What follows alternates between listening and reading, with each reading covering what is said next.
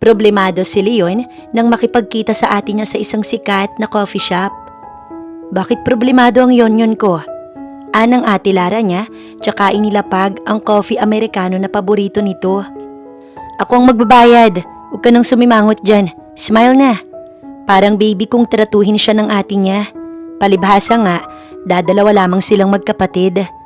Mula sila sa Palawan at lumaki rin sa isang mahirap na pamilya. Ngunit nagkaroon ng asawa ang ate niya na masasabi niyang nagligtas sa kanila sa kahirapan. Isang kilalang negosyante at bilyonaryong nagmula sa pamilya ng Rewis. At dahil sa tulong nito, nakapagpatayo sila ng medyo malaking paupahan at mula noon, naging magaan na ang kanilang buhay. Inisponsoran ng kanyang brother-in-law ang kanyang pagkukolehiyo hanggang sa makagraduate siya ng business and management. At dahil bantog ang apelyido ng asawa ng ate niya, akala nila magiging madali ang pagpasok niya sa industriya ng pagninegosyo. Ate, hindi na yata nakakapag-isip ng tama si Mr. Suarez. Naiinis na ani Leon. Isipin mo, ginastos niya lahat ng pera pati ang pondo ng kumpanya. Ano na lang ang idadahilan ko sa mga investors? Maliit pang sales namin. Pakiramdam ko, katapusan na ng buhay ko. Huwag kang ang OA, ipapaayos ko kaagad sa Kuya Scott mo. Ayoko. Buong taon na yata mula nang dumating si Kuya Scott sa buhay natin. Sa kanya na tayo umaasa. Ayokong pati ito, siya pang magsolusyon. Sus, nahihiya ka lang kamo dahil hindi magandang naging simula nyo. Ani Lara habang tumatawa. O basta kung sakali na dumating ang pagkakataon at alam mo nang hindi mo na kaya ang problema. Lagi mong tandaan nandito lang kami ng Kuya Scott mo at handa kang tulungan, okay? Ngumiti si Leon tsaka isinandal ang ulo sa balikat ng kanyang ate. Ayaw nang dagdagan pa ni Leon ang isipin ng kanyang ate. Inaasikaso na nga nito ang anak at asawa, dadagdag pa ba siya? Pagbalik niya sa opisina, kaagad niyang nakita ang owner ng company, si Mr. Suarez. My God, Leon, wala ka man lang bang balak gawin? Nagmamadali ito na lumapit sa kanya at halatang galit na galit. Patunayan mo sa akin na worth it lahat ng pinasahod ko sa'yo. Napanganga si Leon. Siya pa talagang may ganang magsabi sa akin ng mga bagay na yan. Hindi makapaniwalang ani Leon sa sarili. Siya ang ikalawa sa pinakamataas o masasabi niyang siya na ang halos may-ari ng kumpanya. Dahil lalabas lang naman ang boss niya, oras na wala na itong panggastos. Isang matandang lalaki ang naging boss niya at sa kanya na ipinagkatiwala ang kumpanya. Kaya lang, ganoon na lamang ang takot ng Ginoo matapos lumabas sa article na may nakabili na sa kumpanya nila. Kaagad na chinek ni Leon ang bank account nito at nasalo niya ang noo niya. Matandang binata na kung ituring, ngunit napakahilig naman sa mga babae. Ang karamihan sa mga ito, pinerahan lang siya. Paano lumabas sa article ang tungkol dito? Sabi niya hindi niya ilalabas. Takot na anang matanda, kaya't nagtaka si Leon at doon na siya nagtanong. Ayon sa matanda, lasing siya noon at tulad ng mga nauna niyang babae, inaasahan niyang peperahan siya. Ngunit nagulat siya nang makitang nakapirma na siya na naibenta niya na ang kumpanya sa babae. Lintik. Yun na lamang ang nasabi ni Leon sa sarili habang nakatingin sa magazine kung saan naroon ang mukha ni Stephanie Yeager, isang negosyanteng babae na kilala dahil sa pagiging strict at masungit. Paano ang isang katulad ng babae na to'y papatol kay? Hay, napasabunot na lamang si Leon sa buhok niya. Bakit ka nagpapakalungkot dyan? Napakasimple lang ng paraan kung paano mo mababawi ang kumpanyang yun. Anang matalik na kaibigan ni Leon nang dalawin siya nito sa opisina. May alam akong paraan. Hindi ka pa naman kilala ng mga tao, hindi ba? Bakit hindi ka pumasok sa kumpanya ng babaeng pinoproblema mo? Kapag nagkaroon ka ng pagkakataon, kunin mo ang papel na pinagkasunduan nila ni Suarez. Napatingin si Leon sa kaibigan. Maganda ang ideya nito, ngunit napaisip siya kung paano niya iyon sisimulan. May sariling agency si Casper. Kahit isang sabi ko lang doon sigurado pasado ka. Pinikita ni Leon ang kaibigan. Pero bago yun, samahan mo ko sa party. Alam mo naman, malakas ka sa mga girls. Birong anito, tsaka pinikitan si Leon. Come on, Step. May kaibigan ng boyfriend ko na single. Malay mo kayong magkatuluyan, hindi ba? Umikot kusa ang mata ni Stephanie. Nandito siya sa party para magpalawak ng investments at mas makilala, hindi para maghunting ng boys. Stop it, Sophie. Alam mo naman ang pumunta ako dito wala talaga sa isip ko ang nais mo. Naka-cross-leg si Stephanie habang nakaupo sa sofa. Sa malaking yate ginanap ang business party na iyon. Kaya't inaasahan ni Stephanie na makakakilala siya ng mga bigating tao tulad na lamang ng kambal na Rewis. Si Sylvester at Scott Lay na talagang tanyag ang apelyido. Ang mata ni Stephanie ay palinga-linga hanggang sa mahagip ng kanyang paningin si Scott. Kausap ang isa pang lalaki. Nung una ay seryosong nag-uusap ang dalawa, ngunit maya-maya lamang ay nagtatawanan na. Sa tansya ni Stephanie, malapit ang dalawang yun.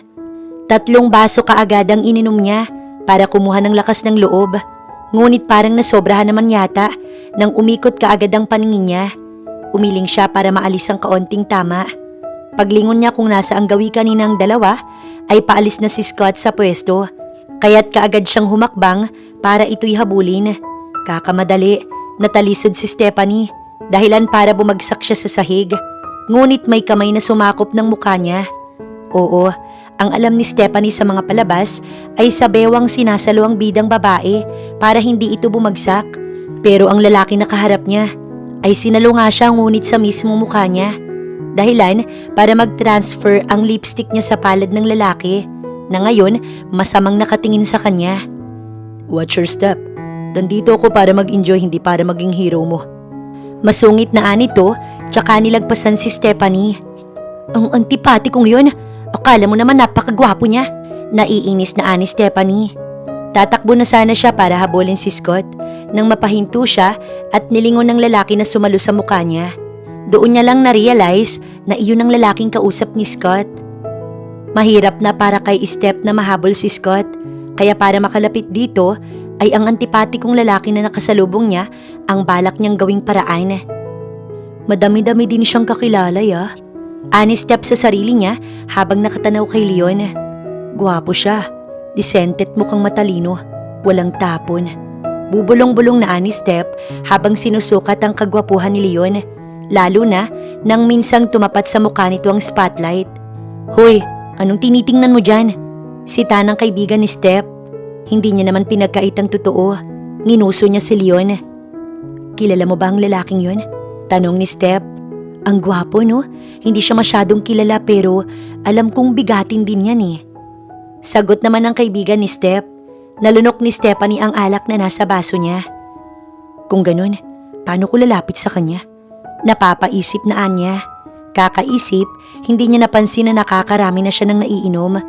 Hanggang sa tawagin siya ng CR matapos niyang maramdaman ang pagsakit ng puso niya. Steph, dun muna ako ha. Makikiparty muna ako. Balak niya pa naman sanang magpasama dito sa CR. Kaya't napilitan si Stephanie na tumayong mag-isa. Halos umikot ang paningin niya sa dami ng alak na nainom niya. Eto na ba? Oo, eto na yata ang CR. Kausap ni Steph sa sarili niya. Lingid sa kaalaman niya na kwarto iyon na inukupa ng langudin sa alak na si Leon. Masyado nitong dinamdam ang nangyari sa kumpanya na kanyang minamanage, kaya't mas pinili nitong magpakalasing. Nasaan bang CR dito? Ani Stephanie hanggang sa makita niya ang isang pinto. Napangiti siya nang sa wakas, mahanap niya iyon. Ngunit natigilan siya nang bumukas iyon at lumabas ang topless na si Leon. Tila nakalimutan ni Stephanie kung ano talaga ang pakay niya. Matapos makita ang magandang katawan ni Leon, ang mata din nito mapungay dulot ng alak. Anong ginagawa ng isang masungit na babae dito? Sinusundan mo ba ako ha? Bagaman lasing, nagawa pa ding itanong ni Leon yun. Kung nasa katinuan lamang si Stephanie, baka sinigawan niya si Leon. Ngunit masyado siyang kinain ng pagnanais na mapalapit dito, kaya't hanggang ngayon, ganoon ang nasa isip ni Steph. Kilala mo si Mr. Scott Lay, hindi ba? Anya kay Leon. Oo, ano naman, lahat kayo puro na lang Scott. Tulungan mo kong mapalapit sa kanya. Napasinghap si Steph nang hilahin siya ni Leon. Napakurap si Steph nang mariin siyang isandal ni Leon sa pader. Ang dalawang kamay niya, hinawakan lang ng isang kamay ni Leon nang walang kahirap-hirap. Dulot ng alak, nawala ng kontrol si Leon sa kanyang sarili. Ang kamay niya, pumulupot sa bewang ng dalaga. Matapos ay hinapit dahilan para magdikit ang katawan nila. Dulot din ng alak, kaya't nagliyab sa loob ni Steph ang init na nararamdaman niya. Napapapikit siya na halos hindi na muling maidilat ng maayos ang kanyang mga mata. Let's make it together. Bulong ni Leon sa tenga ni Step. Ang bawat pagbigkas niya noon ay para bang naging hipnotismo sa dalaga. Bumaba ang kamay ni Leon sa balakang ni Step hanggang sa masungkit noon ang manipis na tela na nasa ilalim ng dress niya.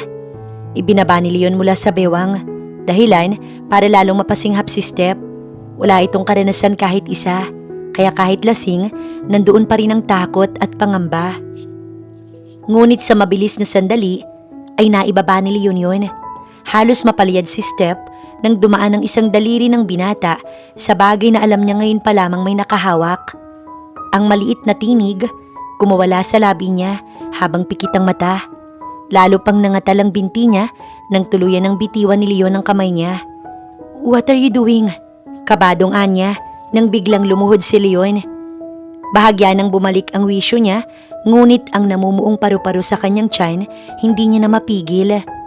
Praise you. Nakangising ani Leon. Halos mabaliw na siya dahil sa mga nangyayari. Ang muscle sa braso nito ay lumilitaw. "I'm not drunk. I'm just tipsy, pero bakit ako pumapayag na ganituhin niya ako?" Ani Stephanie sa kanyang sarili. Tumayo si Leon at hinarap siya. Iginiya siya ni Leon pahiga nang hindi naghihiwalay ang kanilang labi. Tila nagtaasan ng balahibo ni Stephanie, parang nalasahan niya ang sarili niya dahil sa labi ni Leon na humahalik sa kanya. Kahit na matamis naman ang nalalasahan niya, dulot ng mouthwash na gamit ni Leon. "Sandali," namutla si Stephanie nang makita ang sukat ni Leon. "Sa tangkad niya na yan, dapat ba nag-expect ako na ganyan yan kahaba?" Kausap niya sa kanyang sarili. "O abot ni yata yan sa atay ko." Ngiwing-an niya pa, ngunit wala na siyang nagawa nang hulihin ni Leon ang kamay niya. Halata na lasing pa din ito dahil sa mapupungay nitong mga mata. Huwag kang mag-alala. Akong bahala sa'yo. Nang gabing yun, gumawa sila ng bagay na alam nilang hindi malilimutan ng kanilang mga katawan. Hindi din alam ni Stephanie kung paano niyang kinaya, basta't matagumpay na may namagitan sa kanila. Inakala ni Stephanie na matapos makuha ni Leon ang pagkababae niya ay tapos na, ngunit nagkamali siya dahil muli nilang ginawa ang bagay na iyon. Hanggang sa mag-umaga, napakurap si Step nang matagpuan ang sarili niya sa maayos na kalagayan. Napabangon siya kaagad at napaisip kung panaginip ba ang lahat ng nangyari.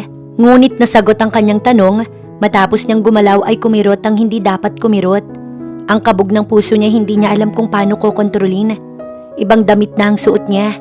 Isang note sa mesa ang kanyang nakita, kung saan nakasulat doon na wag niya nang hanapin ang luma niyang damit dahil nasira na iyon kagabi at pinatapon na kaya nga bagong damit ang suot niya.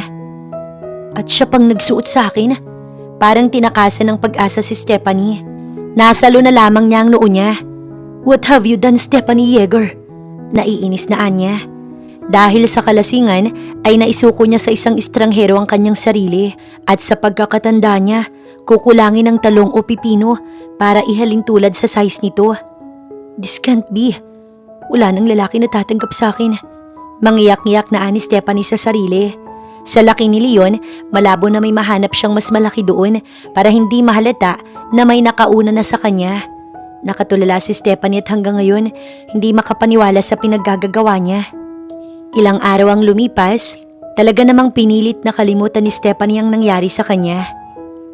"Kami ng mami mo'y mag-out of town."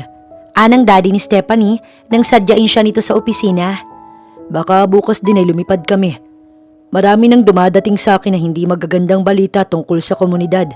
Nagkalat ng mga hold-upper, masasamang loob at rapist." Napangiwi si Stephanie. Para bang sinita siya ng isip niya na isagot sa daddy niya na hindi ito kailangang mag-alala. Nakipag one night nga siya sa hindi niya kakilala. "Nakikinig ka ba?" Sita sa kanya ng daddy niya, dahilan para bumalik siya sa wisyo. "Dad, don't tell me na balak niyo kung kunan ng personal guard. Alam niyo naman na ayaw ko nun." "Sa ayaw at sa gusto mo'y kumuha ako. Anak, hindi ko na kayang magtiwala pa sa bansa natin. Makinig ka na lamang. Kinakausap na siya ng mami mo sa conference." "Gusto kong makita. Mamaya hindi ko naman gusto ang ibibigay niyo. Paano na?" "Anak, maalam ko milatis ang mami mo. Huwag kang mag-alala. Isipin mong palaging iniisip ng mami mo ang kaligtasan mo.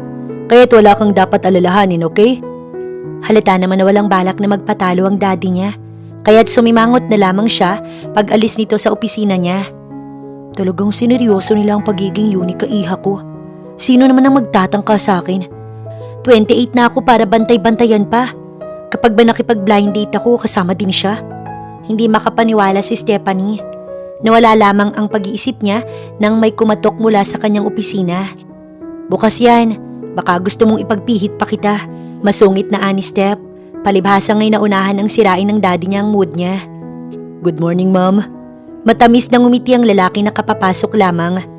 I am Leonhardt Johan Francisco. I'm newly hired as your personal guard. Formal kung ito'y magpakilala. Ngunit naiwang nakanganga si Stephanie. Ikaw? Sa pagkakatanda niya ay ang lalaking ito ang nakasama niya ng gabing yun. Ang tumakot sa kanya ng gabing yun, ang lalaking nagmamay-ari ng bagay na mas malaki pa sa Black American. Ngunit ganoon na lamang ang pagtataka ni Steph na tila wala itong matandaan sa kanya. Dahilan para maraming tumakbo sa isip niya ng mga sandaling yun. Hindi niya ba ako matandaan? Imposible naman. Nag-iwan pa siya ng note ng umaga, hindi ba? Kaya imposible. Nilingon niya si Leon na nakangiti pa din ng matamis sa kanya. Kamukha niya lang ba yun? Nagkakamali lang ba ako? Napalunok si Stephanie tsaka muling ibinaling kay Leon ang paningin pababa sa pants nito. Dahilan para muling gumunita sa kanya ang katakot-takot na size nun. Saan niyo tinatago yun? Ma'am, may problema po ba? Tanong ni Leon sa kanya. Kaya't kaagad na umiling si Stephanie para magising siya sa kahibangan na iniisip niya. Lumabas ka muna. Hihinga muna ako. Habang salo ni Stephanie ang kanyang dibdib, nilingon pa niyang naglalakad na si Leon. Nagbabaka sakali siya, nababakat ang bagay na iyon sa likuran ng binata dahil baka inipit nito iyon at umabot sa puwetan. Ha? Nababalo ka na, Stephanie? Paglabas ni Leon ay ani Stephanie sa sarili. Malakas siyang sumigaw sa loob ng opisina niya para mawala ang kaunting inis. Ngunit ipinagsawalang bahali ni Leon yun kahit nadidinig niya. Kilala niya si Stephanie at tanda niya lahat ng mga nangyari sa kanila. Ngunit ayaw niyang sagutin ang mga gumugulo sa isip nito. Gusto niya pa nga na mas mabaliw pa ang dalaga. Hindi naman niya sadya. Hindi niya akalain na berhen pa si Stephanie at wala siyang balak aminin lahat dahil baka pikutin siya nito. Isa pa, para kay Leon, kasalanan naman itong lahat ng hirap na inaabot niya ngayon kaya't deserve din ni Stephanie na makulta ang isip sa mga tanong sa kanyang isipan.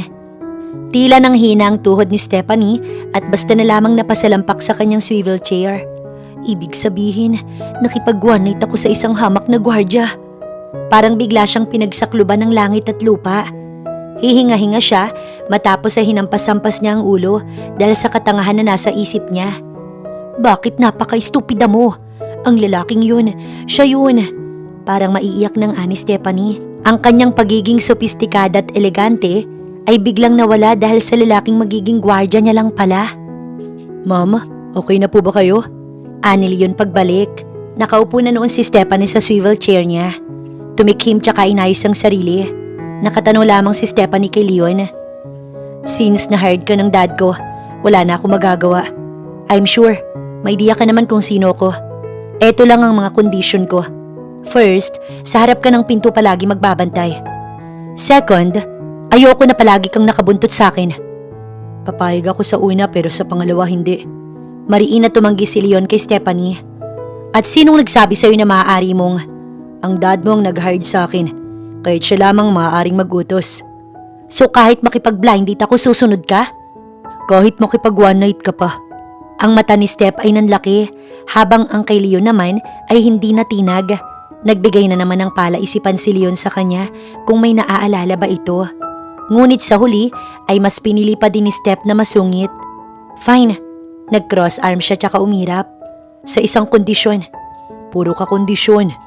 Kahit na daddy kong nag-hired sa'yo, hindi mo pa rin ako pwedeng sagot-sagutin ng ganyan. Dahil anytime, pwede kitang palitan. Mataray na sagot ni Stephanie, kaya't sinenyasan siya ni Leon na sabihin ang sasabihin. Kilala mo si Scottley? Natigilan si Leon. Brother-in-law niya yun, pero gusto niyang makilala sa sarili niyang pangalan na hindi ginagamit ang titulong Scott's brother-in-law. Oo, naging guardian kasi ako ng asawa niya noon. Buo ang kumpiyansa na ani Leon. Tiningnan siya ni Stephanie. Ako ba pinaglololoko mo? Nakita kitang kausap si Scott nung nakaraan at mukha namang hindi mo siya boss kung magtawanan kayo. Wika ni Stephanie pero tinignan lang siya ni Leon. Ikaw ba, wala ka bang naaalala ng gabing yun? May dapat ba akong maalala? Siya nga pala, baka hindi pa kita nai-inform. Sa bahay niyo ako mag-i-stay for a month. Madaming death threats na natatanggap sina Mr. at Mrs. Yeager, kaya dapat kitang ingatan. Sinasabi mo bang magsasama tayo sa iisang bubong?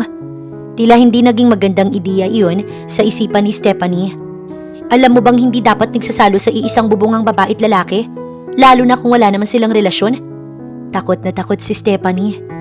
Hindi ko alam kung ano bang tumatakbo dyan sa isip mo, Miss Yeager. Pero hindi naman kailangan ng relasyon ng babae at lalaki para magsama sa iisang bubong. Lalo na at kung para naman sa trabaho. Tsaka isa pa, kailangan ba may relasyong dalawang tao bago magsama sa iisang bubong? Oo naman, kaagad na sagot ni Stephanie.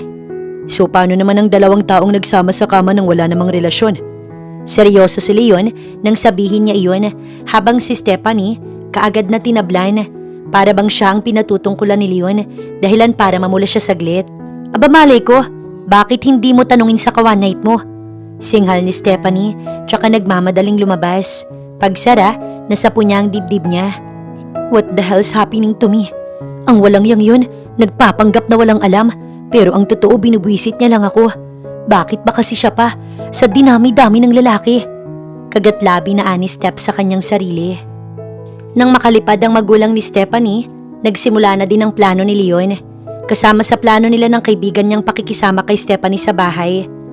Kailangan niyang magbakasakali na naroon ang agreement ni Stephanie at ni Mr. Suarez sa kumpanya.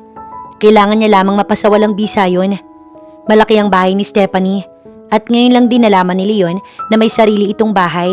Walang duda kaya't nagpa siyang magulang nito na kumuha ng personal guard. Wala namang kaso kay Leon dahil naturuan naman siya ni Scott ng mga basic nung siya'y nagkokolehiyo pa lamang. Yan ang guest room, kaya dyan ka na magstay. Nasa taas ang kwarto ko, huwag kang aakyat nang hindi ko inuutos. Wala ang daddy ko, kaya't utos ko lang ang susundin mo. Matapos sabihin ni Stephanie yun, ay nakatanaw lamang si Leon sa kanya. Walang reaksyon. Bakit ganyan kang makatingin? Hindi mo ba ako naiintindihan? Hindi ko alam kung ano na naman ang tumatakbo sa isip mo. Mag-isip ka. Paano naman kita poprotektahan kung patay ka na bago pa makarating sa kwarto mo? Ibig mo bang sabihin, dun ka sa kwarto ko matutulog? Ang makulay na mukha ni Stephanie ngayon ay namumutla na. Sinong nagsabi? Umirap si Leon. Dito ako kukwarto. Itinuro ni Leon ang guest room. Pero dun ako matutulog sa harap ng kwarto mo para masiguro kong safe ka. Hindi na nagsalita si Stephanie. Sa halip ay tumalima na ito. Alam kong natatandaan niya ako. Ang mga patutsada niya ng palihim ay ramdam ko. Ang buwisit na yun, ano bang motibo niya? Napapapikit na lamang si Stephanie sa tuwing maaalala ang mga naganap sa kanila ni Leon. Matapos niyang mag-half bath, nagsuot na siya ng pantulog matapos ay gumawa ng vegetable salad para sa kanyang hapunan. Paupo na siya noon sa mesa nang maalala niyang hindi pa naghahapunan si Leon. Kaya't masama ang loob niya na nag-prepare din ng pagkain para dito. Sandali siyang nagluto ng fried chicken para pang partner sa salad. Matapos ay pinuntahan niya na ito sa kwarto. Kumatok siya pero walang sumagot kaya't pinihit niya na ang doorknob. Luminga-linga siya nang hindi niya ito maramdaman sa paligid. Tinungo niya ang daan patungo sa sariling CR nito at kaagad na nanlaki ang mata niya nang bumungad sa kanya ang maskuladong likod ng binata habang basa ang buhok nito at tanging boxer na itim lamang ang suot. Akmang haharap si Leon nang sumigaw si Stephanie ng malakas. Kamunti ka nang mapatalon si Leon sa gulat. Huwag kang haharap! Ano bang akala mo sa sarili mo? Model ka ng bench? Bakit ka kasi pasok ng pasok sa kwarto ng may kwarto? Sita din ni Leon sa kanya. Ako lang naman ang narito, kaya ganoon ang suot ko. Sanay din ako na nakatopless kapag mag-isa. Whatever! Lumabas ka na dyan at kumain ng hapunan. Nang pumatak ang 11:00 at nasiguro ni Leon na tulog na si Stephanie, kaagad siyang naghanap sa kwarto nito. Saan niya pwedeng ilagay ang mga mahalagang papel? Naikot niya na ang buong kabahayan ngunit wala siyang mahanap. Sa huli, pumasok siya sa mismong kwarto ni Stephanie. Maingat ang mga hakbang niya upang hindi gumawa ng ingay. Ngunit umihip ang hangin sa bukas na bintana ng kwarto, kasabay ng paglihis ng kortina. Dahilan para tamaan ng liwanag ng buwan ang mukha ni Stephanie. Natigilan si Leon at napako ang atensyon niya doon. Sinong mag-aakala na ganyan kaamo ang mukha ng isang malditang CEO na bumili ng kumpanya ko? Nakangising ani Leon. Ang mga namagitan sa kanila bumalik sa kanyang alaala. Sayang lang, dahil hindi ako magiging mabait sa'yo. Sumandal si Leon sa likod ng pinto habang nakatanaw pa din kay Stephanie. Ang kanyang totoong pakay ay nakalimutan niya na. Sa halip ay pinanood niya na lang ang pagtulog ni Stephanie. Kinaumagahan ay inabutan ng dalaga na mahimbing ang pagkakatulog ni Leon sa sofa na naroon sa labas sa harap ng pinto niya. Habang nakatitig siya, ay tila nakumbinsi niya ang sarili. Walang dudang malaanghel na mukha ni Leon ang dahilan kung bakit siya pumayag na maangkin ng binata. Pero bakit hanggang ngayon hindi niya pa din binibring up? Napapaisip na niya, tsaka bumalik sa kwarto at nagmamadaling humarap sa salamin. Dahil ba napapangitan siya sa akin? Hanggang sa pumasok na naman sila sa kumpanya. Si Leon ang driver at nasa likod siya. May gusto ka bang sabihin? Tanong ni Leon nang mapansin ang pagtanaw-tanaw sa kanya ni Stephanie sa itaas ng salamin sa harap ng kotse. Wala, may date ako ngayon. Sa labas ka ng resto magantay. Hindi pwede. At bakit hindi? Wala ang daddy kaya wag ka nang magmatigas. Gusto mo bang i-fired kita? As if naman natatakot ako. Hindi kita binabawalan na makipag-date. Pero ang sa akin lang, kailangan na sa tabi mo ko. At paano naman ang privacy namin? Ang pag-uusapan namin? Bakit? Sa date nyo ba pag-uusapan nyo na kung saang hotel kayo mag-check-in? Kung anong mga gagamitin nyo? Bakit bawal kong madinig? Baliw ka ba? Nag-iisip ka ba? Hininto ni Leon ang kotse dahil nasa harap na sila ng company. Ngunit ang diskusyon nila ay hindi pa din natatapos. Matatawag mo bang date yun? Kung may gwardya? Kung may third wheel? Saad muli ni Stephanie nang pagbuksan siya ng pinto ng kotse ni Leon. O di ako ang i-date mo. Dahilan para mapahinto ng paghakbang si Stephanie sa sinabi ni Leon. Nilingon niya ng dahan-dahan ng lalaki. Seryoso ako. Ako ang i-date mo. Seryoso din ako. Hindi ako nakikipag-date sa hamak na gwardya. Pinandilatan ni Stephanie si Leon kaya't sarkastikong natawa si Leon. Ang galing ah. Hinusgahan mo lang ako basta. Hindi ka pala nakikipag-date sa gwardya. Di sana hindi ka din nakikipag one night, diba? Umirap si Leon tsaka siya nilampasan. Nakaramdam kaagad ng guilty si Stephanie. Ngunit kahit nakasakay na sila sa elevator, hindi pa din siya pinansin ng binata. Nakasuksok lamang ang kamay nito sa kanyang pantalon. Makipag-date ka na. Hindi kita babantayan. Ang inis niya ay umabot sa kanyang ulo. Mula siya sa mahirap na pamilya. Kaya talagang tinalaban siya ng sinabi ni Stephanie.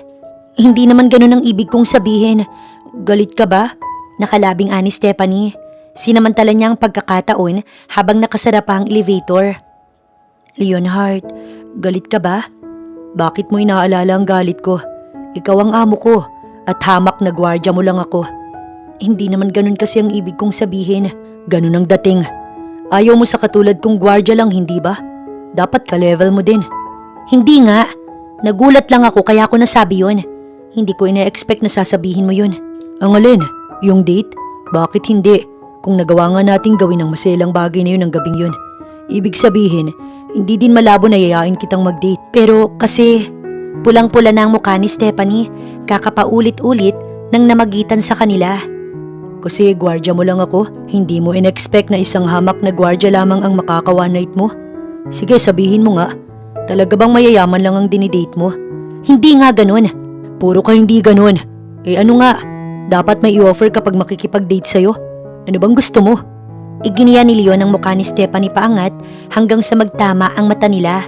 Ang mapungay na mata ni Leon ang siyang nagpabilis ng tibok ng puso ni Stephanie. Ngumisi si Leon nang magmadaling lumabas si Stephanie matapos bumukas ang elevator. Kung maraming nagyayaya na makadate siya, isa kaya si Mr. Suarez? Ani Leon. Nang bumalik siya sa ulirat ay nasa coffee bendo na siya. Ang nasa isip niya, sundan ng boss niya. Pero dinala siya ng paa niya dito. Coffee, hindi ka pa nagbe-breakfast. Anya, nang bilhan niya din ng kape si Stephanie. Matapos ay lumabas na din, kasabay ng pagpasok ng dalawang admin ng company ni Stephanie na panay ang hagikgikan. Nakasimangot si Stephanie habang nakataas ang kilay na nakatingin sa dalawa. Ganyan ba kayo pumasok sa opisina ko?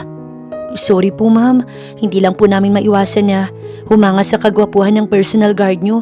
Ngayon lang po kasi namin siya nakita ng malapitan. O ngayon, anong gusto nyong gawin ko? Matuwa ako? Ano bang kailangan nyo? Pinadala po ito ni Manager Han. Nag-increase po ang sales natin this month ng triple. Sige, titignan ko. Medyo kumalma si Stephanie, ngunit hindi nawala ang inis niya. Pinagmasdan niya ang mga ito hanggang sa makalabas at ganoon na lamang ang panliliit ng mata niya nang makitang pagngiti ni Leon sa dalawang babae. Talagang nagagawa pa niyang makipagngitian sa mga hindi naman niya kilala? Hindi makapaniwala si Stephanie. Leon! Malakas na anya. Nakangiti pa din si Leon nang sumilip sa pinto. May kailangan ka?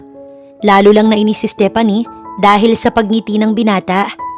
Wala, magbantay ka lang ng mahusay dyan. Nagtataka naman na bumalik si Leon sa pagkakaupo niya.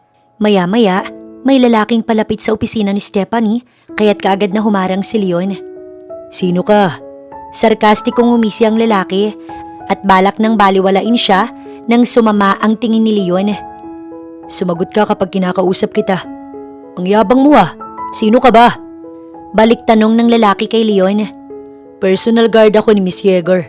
Kaya't kailangan mo ng permiso ko bago ka makalapit sa kanya.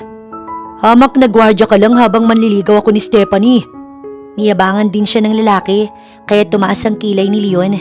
Is that so? Malamig na anya. Matapos ay hinawakan ng balikat nito at inikot. Kasabay ng pagpilipit niya ng braso ng lalaking nagyayabang sa kanya. Masasabi mo pa kaya yan kapag nabali ko ng braso mo? Sasaktan ako, ano ba? Itiwan mo nga ako. Sino ka? Hanggat hindi mo sinasabi kung sino ka, hindi kita bibitiwan. Manliligaw nga ako ni Stephanie. Yayayain ko siya ng lunch. Hirap na hirap ng lalaki dahil sa kalagayan. Sasagot ka din pala ng maayos. Gusto mo pa yung masasaktan ka.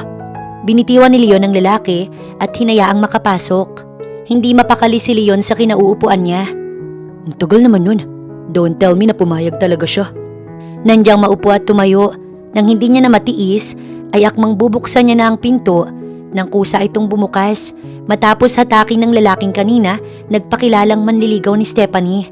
Nang makita nito si Leon, bumukas na naman ang takot sa mukha nito. Nakataas lang ang kilay ni Leon hanggang sa makalampas ang lalaki. Hindi niya pinahalata kay Stephanie na may gusto siyang malaman. Maging si Stephanie nagulat din nang makitang pumasok ang kanyang personal guard. Ngunit hindi niya pinahalata yun. Sa halip, binaling niya ang kanyang mata sa mga papel na nasa harap niya. Anong kailangan mo? Masungit na anya habang hindi tinatapunan ng tingin ng binata na upo sa sofa si Leon. Wala naman. Chine-check ko lang kung maayos ang lagay mo. Mukhang nakakapasok naman ng maayos ang hangin dito. Ani Leon habang lilinga-linga. Hindi niya tinititigan si Stephanie. Pwede ba sabihin mo na kung anong sadya mo? Hindi ako maniniwala na pumasok ka lang dito para i-check kung maganda ba ang lagay ko. Malapit ng lunch. Bilan ba kita sa labas? Hindi na. May lakad kami ni Marlo. Sa labas kami magla-lunch. Ako? Paano ako? Hahayaan mo lang ako na mag-isa? Hindi pwede. Sasamahan kita. At bakit ka sasama? Inanyayahan ba kita? Inanyayahan mo man ako, hindi, wala ka magagawa. I'll wait for you outside. Pagdating nila sa labas, ay naroon si Marlo. Anong tinitingin-tingin mo dyan? Si Tani Leon dito, tsaka pinagbukas ng pinto si Stephanie. Masama ang loob ng dalaga na pumasok sa kotse. Paano pang matatawag tong date kung kahit sa kotse niya, hindi mo ko pa sasakayin? Sige, doon tayo sa kotse niya sumakay. Pero sa likod tayo at siyang driver.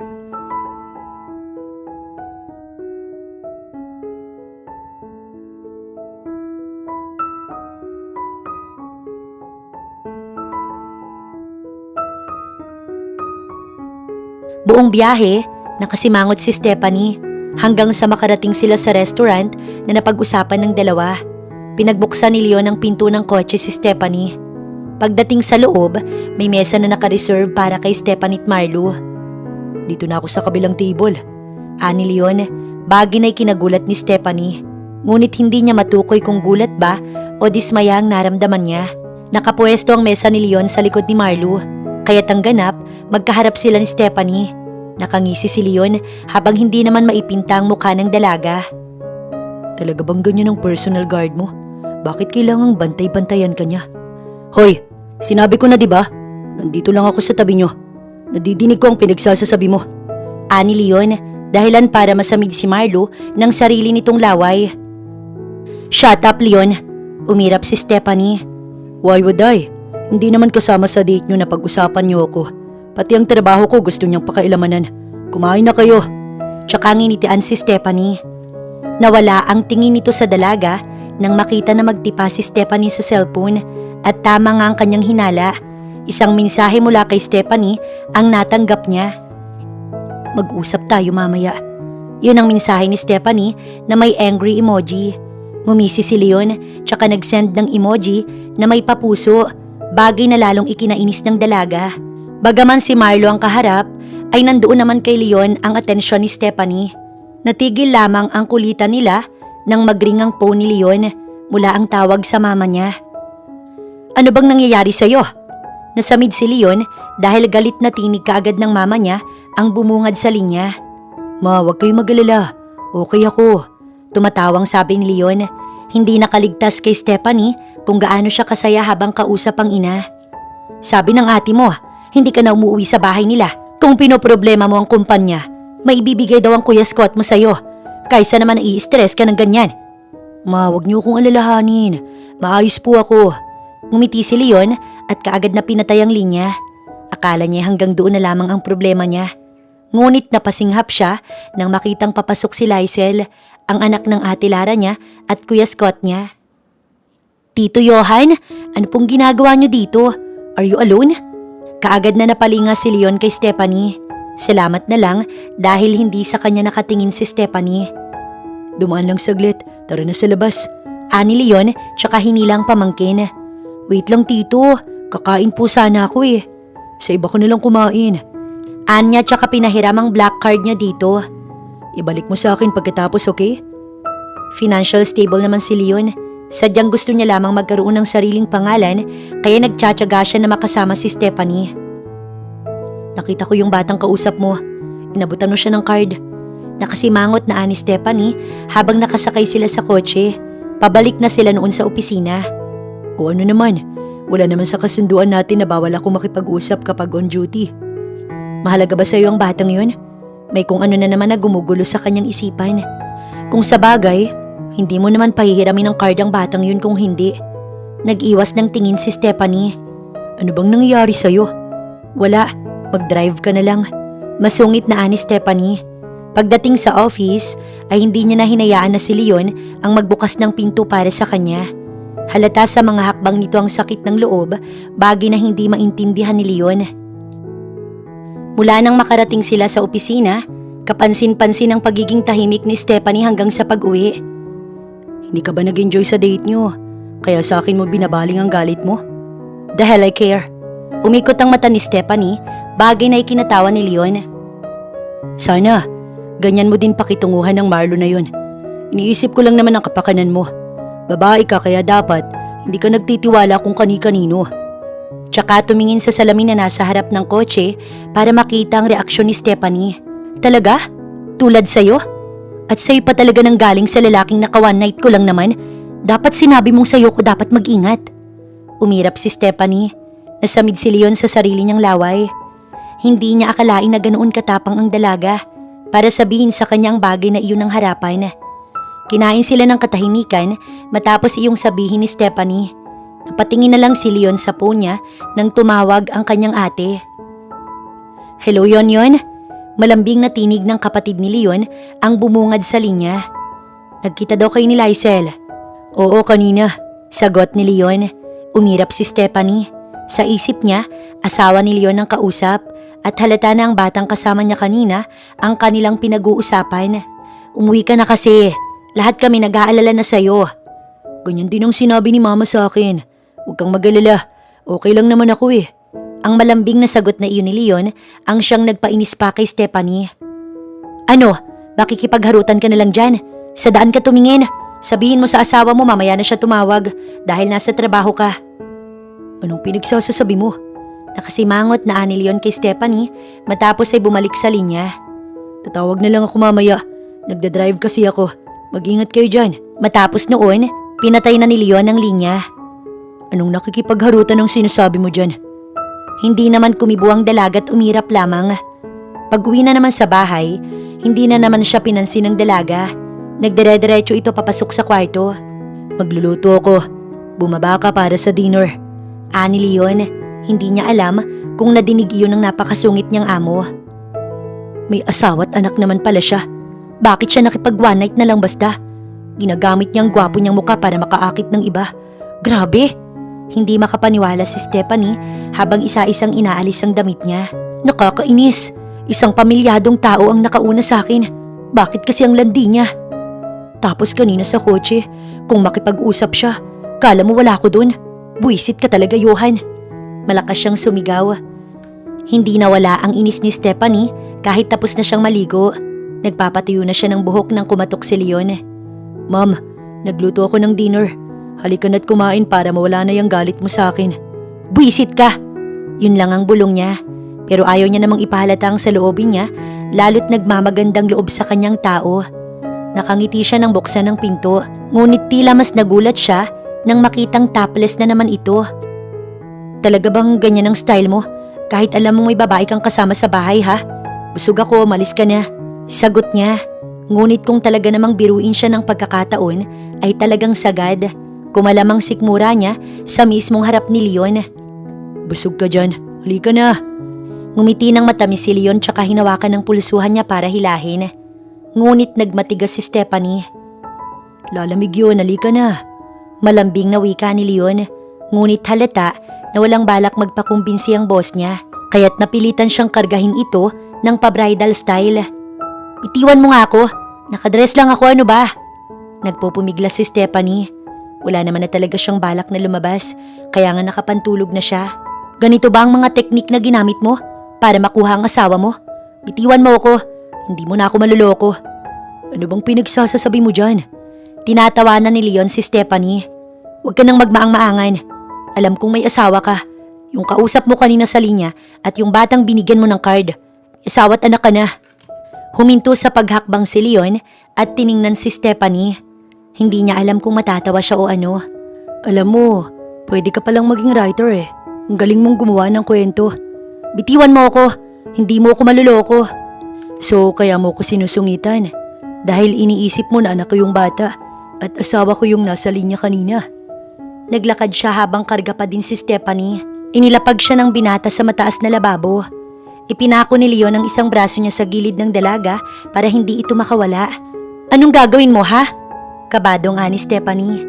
Ang mukha ni Leon ay mas lumapit pa sa kanya. Kinuha niya ang phone niya matapos ay tinawagan ang number ng ate niya. Ibinaba niya ang cellphone sa mismong kandungan ni Stephanie. At doon niya nakita ang pangalang Ate Lara. Yon, bakit? May problema ka ba? Nag-aalala ang tinig ng kanyang ate. Ate, sabihin mo, may nalaman ka bang naging girlfriend ko? Wala pa. Sabi mo gusto mong ma-achieve yung goal mo bago ka mag-girlfriend. Anang ate niya sa linya. Kung wala akong girlfriend, mas lalo namang wala akong asawa, hindi ba? Oo naman. Ano bang mga pinagtatatanong mo sa akin yan? Nasaan ka ba? Umuwi ka na kasi. May tao kasi ditong panay ang hinala na may asawa na ako. Sige na, good night na ate.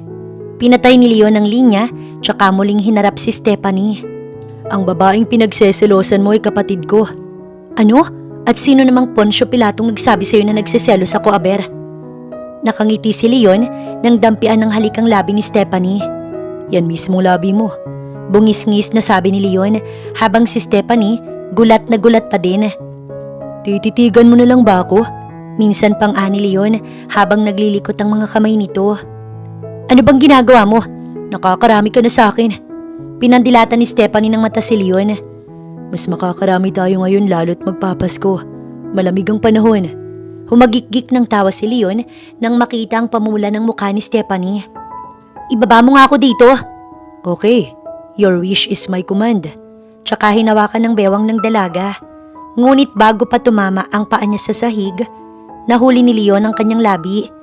Madiin ang halik na iginawad ni Leon sa kanya. Tila nawalan na naman ng kontrol si Stephanie at kusang sumagot ang kanyang labi. Ang pagkain na hinain ni Leon lumamig habang sila'y umiinit.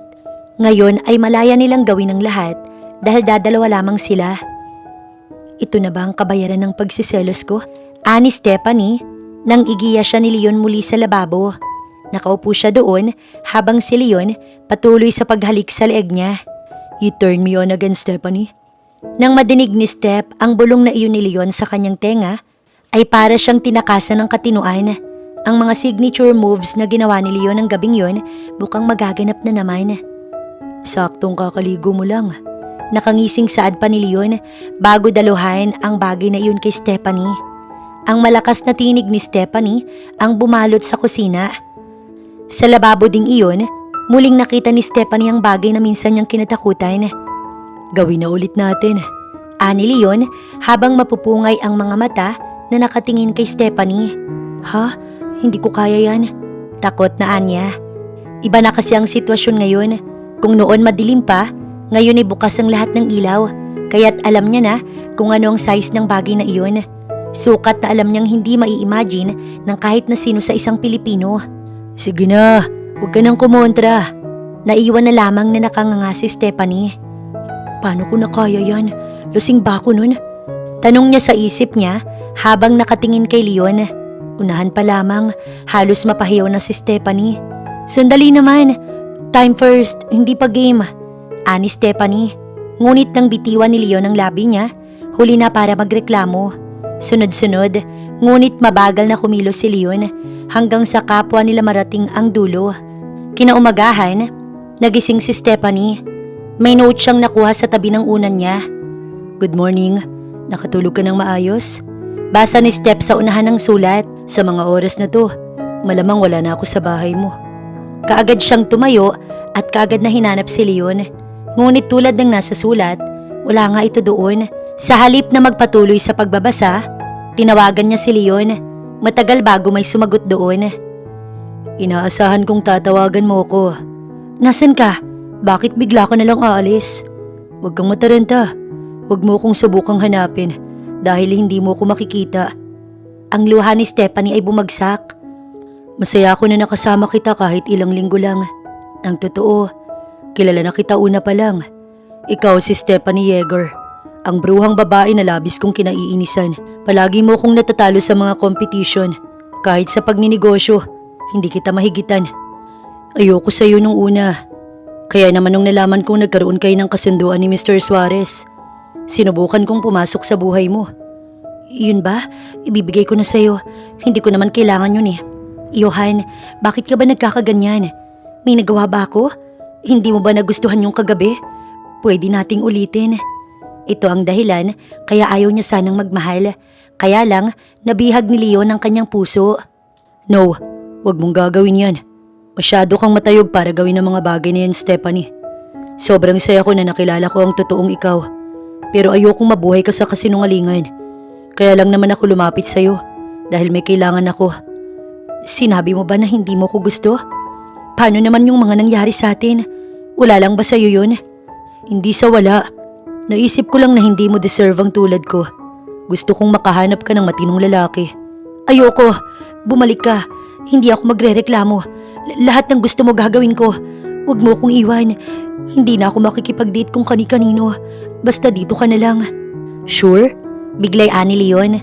Paglingon ni Stephanie sa pinto ng kwarto niya, naroon ang walang niyang si Leon at may dalang brown paper bag. Bumili ako ng breakfast sa labas. Tinry ko lang naman na. Kamunti ka nang matumba si Leon nang batuhin siya ni Stephanie ng lampshade sa muka. Buwisit ka! Umiiyak na ani Stephanie. Bakit ka ba umiiyak dyan? Akala mo ba nakakatuwa itong mga pinaggagawa mo? Sorry na, bakit kasi hindi mo binasa yung note? Babasahin ko parang namamaalam ka na doon. Nagpapaalam naman talaga ako dahil ibibili kita ng almusal. Walang laman ng ref mo, kaya umalis muna ako. At sa palagay mo natutuwa ako? Masamang tiningnan ni Stephanie si Leon, ngunit niyakap lang siya ng binata. Sorry na, huwag ka na magalit sa akin. Nga pala, tanda ko pa yung mga sinabi mo kanina. Sabi mo, Hindi ka na magrereklamo kapag nag-aya ako ng... Hindi natapos ni Leon ang sasabihin niya nang tumayo na si Stephanie sa kama. Nagugutom na ako. Anito, kaya't nakangising sumunod si Leon. Okay, basta after mong kumain. Ako naman Sinamaan siya ng tingin ni Stephanie. Pinaghanda niya na ng pagkain ng dalaga. Magagalit niya ng daddy mo kung ayaw mo na pala akong mahiwalay sa'yo. Paano na kaya yan? Ipapakilala kita sa kanila. Tumaas ang kilay ni Leon. Hindi niya matukoy kung nagsasabi ba ng totoo si Stephanie. Seryoso ako, Johan. Hindi ako papayag na matapos mong makuha sa akin ang mga bagay na iniingatan ko, basta mo na lang akong iiwan. Hindi ako papayag na mawala ka. Magtago ka man, ipahahanap kita. Kailangan mo kong panagutan. Teka naman, sa tono mo, parang tinatakot mo ko You should be afraid, Johan. Tingin mo, may lalaki pang tatanggap sa akin? Gayong parang kanyo ng pag-aari mo. Baka nga kahit manganak pa ako, hindi ko na maramdaman Hoy, grabe ka naman. Gusto nang takpan ni Leon ang bibig ni Stephanie. Gaano ba kalaki to? Natanong ni Leon sa sarili. Nga pala kanina, may sinabi ka sa akin kanina. Yung tungkol kay Mr. Suarez. Kilala mo siya? Ngumiti ng kaunti si Leon, tsaka ito tumango. Naisip niya din naman na walang rason para itago pa ang mga bagay-bagay kay Stephanie. Ikinuwento niya ang motibo niya kaya siya naging personal guard ni Stephanie. Kung gano'n naman pala, ibig sabihin, planado mo din ang mapalapit sa akin? Oo, planado. Nung una. Pero habang tumatagal, naisip ko na wala na palang saysay. Kaya huwag ka na mag-isip ng kung ano-ano dyan. Mas mag-e-enjoy ako na bantayan ka kaysa mag-manage ng kumpanya. Gagayak na ako. Johan, gusto kong malaman kung... Nararamdaman niyang nasa tabi niya na lang si Leon at dahan-dahan itong ginigiyang mukha niya pataas. Kung? Pag-uulit ni Leon. Kung ano tayo? Hindi ko alam, pero masaya akong makita ka lalo na sa kama. Pinikita ni Leon si Stephanie tsaka nakangising nagtatakbo dahil tsak niyang tatamaan na naman siya. Napangiti na lang si Stephanie. Hindi niya akalain na iibig siyang muli ng ganito. Pagdating ni Stephanie sa kumpanya, siya ang naging center of attraction.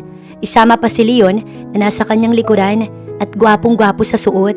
Ngunit ganoon na lamang ang inis ni Stephanie nang mapansin ng kababaihan na nakatingin kay Leon kaya't huminto siya sa paghakbang. May problema ba? Takang tanong ni Leon sa kanya. Pinagtitinginan ka ng mga kababaihan. Naiinis ako. Huwag mo na kasi silang ngitian. Salubong ang kilay ni Stephanie. Ang cute mo. Matamis na ngumiti si Leon matapos ay pinisilang pisngi ni Stephanie. Ngumiti man ako o hindi, alam mong hindi mababawasan ang kagwapuhan ko. Dahil hindi naman nakadepende sa reaksyon ko ang itsura ko. Isa pa, ano pa bang kinatatakot mo? Sinabi ko na nga sa'yo, ikaw lang ang nagpapasaya sa akin. Pagdating sa mismong opisina, naiwan sa labas si Leon. Anong ginagawa mo dyan? Ani Stephanie sa kanya. Dito ang pwesto ko, hindi ba? Maiistorbo lamang kita kung papasok pa ako. Sinong may sabi?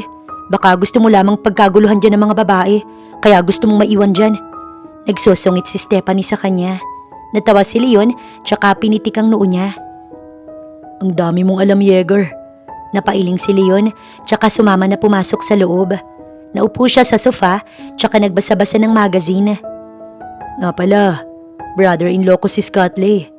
Inaasahan ni Leon na magugulat si Stephanie. Ngunit nang lingunin niya ito, nakatanaw lamang sa kanya. Hindi ka nagulat? Hindi. Oh, bakit nung unang araw, gigil na gigil kang malaman kung ano ko ni Scott? Nakipag-one night ka pa para lang malaman kung ano ko ni Scott. Ngumuso si Stephanie.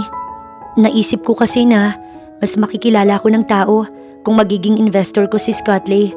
Sa ganoong paraan, lahat ng tao, titingalain ako talam kung doon ako sasaya. Pero habang tumatagal na kasama kita, doon ko na-realize na hindi ang bagay na yun ang makakapagpasaya sa akin, kaya itinigil ko na. Mula sa drawer, kinuha ni Stephanie ang deal nila ni Suarez, tsaka tumayo at ibinigay iyon kay Leon. Bakit mo ibibigay ito? Ang totoo, hindi ko naman kailangan ng company na yan. Si Mr. Suarez, gusto niyang makipag-date sa akin, kapalit ng company na yan. Talagang hobby mo yan, no? Makipag-date ng may kapalit. Ang mukha nito hindi maipinta. Hindi, no? Wala naman talaga akong bala kay Mr. Suarez. Gusto ko lang sanang ipagmalaki sa iba na kaya kong hawakan sa leeg ang mas mababa sa akin. Kaya ginagawa ko ang mga bagay na yan. See? Paano na lang? Kung may isa kang nakadate na pinagsamantalahan ka, hindi mo iniisip ang mga maaaring mangyari. Kung meron mang isa nagagawa nun, siguro kung ikaw lang. Umirap si Stephanie tsaka tumayot akmang babalik na sa swivel chair nang hilahin ni Leon ang pulsuhan niya at igiya siya nito sa kandungan. Ganoon din kabilis nang mailapag siya nito sa sofa. Ngayon ay nasa ilalim na siya ni Leon habang titig na titig sa magandang mukha niya. Anong ginagawa mo? Ang aga-aga. Baka may makakita sa atin dito. Natatakot ka? Kasalanan mo. Mas gusto kong may makakita sa atin dito at ipagkalat nila na may ginagawa tayong ikauunlad ng apelyido ko. Leon, huwag kang nagbibiro ng ganyan. Kabado si Stephanie. Ang palda niya, dahan-dahang lumilihis. Hindi ako nagbibiro. Kaya kitang buntisin para hindi ka na makipag-date kung saan-saan. Kaysa magnegosyo, mas gugustuhin kong bantayan ka na lang kung alam kong ganyan ang gagawin mo. O di kaya naman, bubuntisin kita taon-taon. Baliw ka ba? Leon, sinabi ko na. Hindi na nga ako makikipag-date. Siguruhin mo lang, Yeager. Ngumuso si Stephanie. Mapapahiya ako sa ginagawa mo eh. Paano na lang kung nakita ko ng empleyado ko? Kinakahiya mo ba ako? Sige, lalabas na ako. Kunwari nagtatampong anito kaya't hinawakan ni Stephanie ang kamay niya para pigilan. Nagtatampo ka ba? Wala naman kasi tayo sa bahay para gumanyan ka. Intindihin mo din naman. Nanunuyo ang tinig ni Stephanie. Naiintindihan ko. Lalabas na muna ako. Inalis ni Leon ang kamay ni Stephanie na nakahawak sa kanya. Ngunit kaagad siyang hinabol ng dalaga. Ito na mismong naglock ng pinto ng kanyang office. Matapos, hinawakan ng kamay ni Leon. Anong ginagawa mo? Nagtatampo ka eh. Agad na hinalikan ni Stephanie si Leon. Napangiti ito habang ginagawa ni Stephanie yun. Kaagad niyang pinutol ang kanilang halikan. Hinagkan ni Leon ang noo ni Stephanie. Mahal kita. Sinusubukan lang kita. Magtrabaho ka na. Sa labas na ako. Hindi ka makakapagtrabaho kung andito ka. Sinasabi mo bang mahal mo ko? Oo, mahal kita. Bahagya akong bubuksan ng pinto para makita mo ko. Tawagin mo ko kung may kailangan ka, okay? Kinikilig na tumango si Stephanie. Samantala sa katagal ay may bisita na parating, si Marlo, kaya't ang mukha ni Leon ay hindi na maipinta. Kaagad niyang isinara ang pinto upang hindi siya makita ni Stephanie, ano man ang gawin niya sa lalaki. Walang yaka. Di ko pa nakakalimutan yung huling tanong mo sa akin kung talaga bang gwardya ako ni Stephanie. Ngayon ka sa akin magtanong. Nangahamon na bulong ni Leon sa sarili niya. Bakit ka nakaharang? Dadaan ako. Kabado na ani Marlo. Hindi pwede.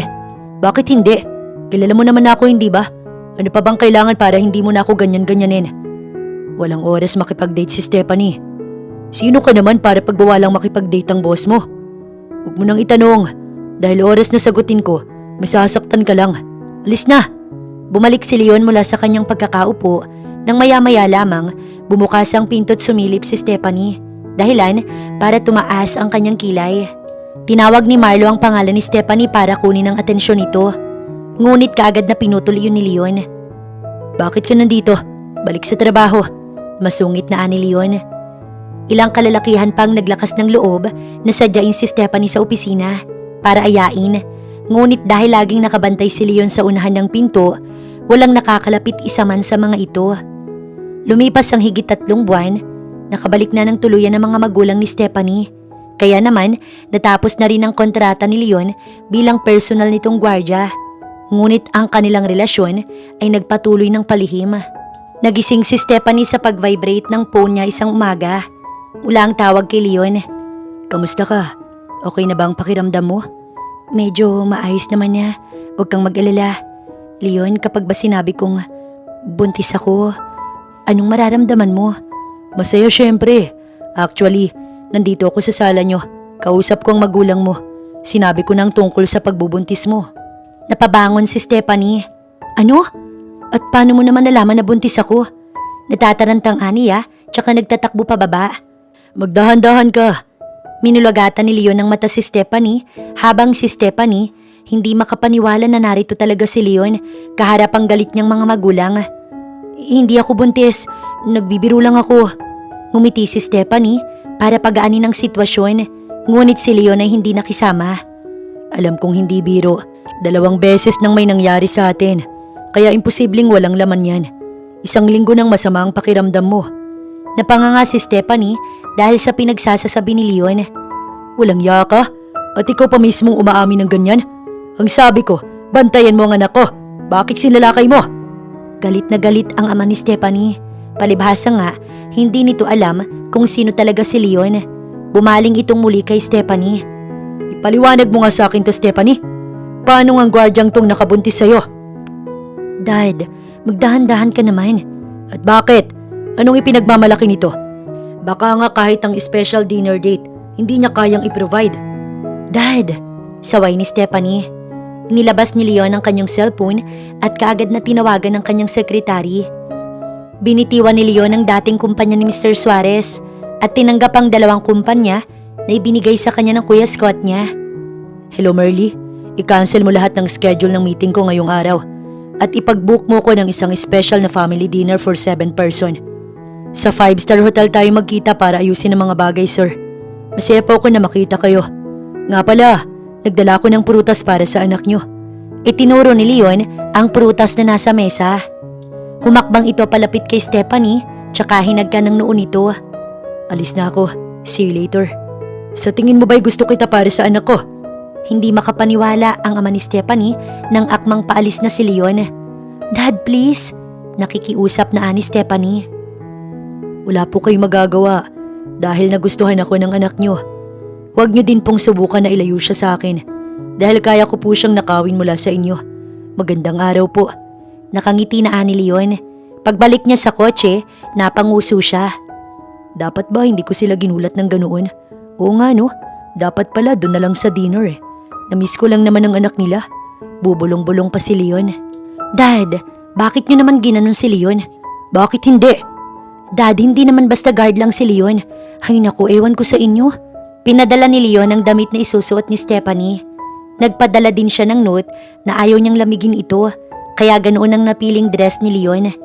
Pagdating sa 5-star hotel, naroon na si Leon.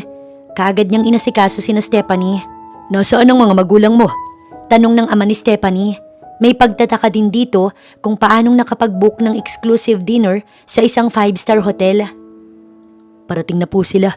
Pagkasabi noon ni Leon, bumukas ang pinto't pumasok ang ina ni Leon kasama ang kanyang ate Lara, maging si Scott at ang binatilyong anak na si Lysel. Mr. Rewis? Nagtataka ang ama ni Stephanie tsaka napalingon kay Leon. He's my brother-in-law. Pakilala ni Leon kay Scott, sunod ang kanyang ate na asawa nito, matapos ay ang kanyang mama. Kinagagalak ko na makasama kayo sa dinner na to. Nakangiti na wika ni Scott sa mga magulang ni Stephanie. Kilala na din nila si Stephanie dahil naipakilala na ito ni Leon sa kanila kumakailan lamang. Pinag-usapan nila ang lagay ng negosyo na hinahandle ni Leon at nang madinig ng ama ni Stephanie na 2 pa ang hawak nitong kumpanya, napanganga na lamang ito. Ngayon pong nakilala nyo na ang family ko. Gusto ko pong malaman kung tutol kayo sa relasyon namin ng anak nyo. Wala na, hindi na. Pumapayag na ako. Napapahiyang sagot ng ama ni Stephanie. Kapwa makahulugan na nagtitigan si Leon at Stephanie tsaka ngumiti. Planchado na ang lahat ng daan na lalakaran nila. Kaya't alam nilang dalawa na wala nang magiging problema. Tututol pa ba naman malaki na ang tiyan? Malakas na tumawa si Scott. Tulis mo talaga. Tandang-tanda niya pa kung paano bantayan noon ni Leon si Lara. Kaya nga ikinasal muna sila bago nabuo si Lysel. Kaya naman ganoon na lamang ang hinagpis ni Scott dahil nagagawa ng walang yang si Leon na makaniig si Stephanie anumang oras niyang gustuhin. Naturingang bantay, salakay naman sa gabi. Wala talagang laban kapag mukha ang puhunan. Tanggapin mo na lamang yun, Kuya Scott. Lamang ka sa talento pagdating sa negosyo. Pero kung papugian lang, itulog mo na lang yan. Mayabang ka. Abangan mo ang jeans ko dito sa tagapagmana ko. Sinasabi ko sa'yo, yung mukha mo na yan, kukupasin niya nitong Sean ko.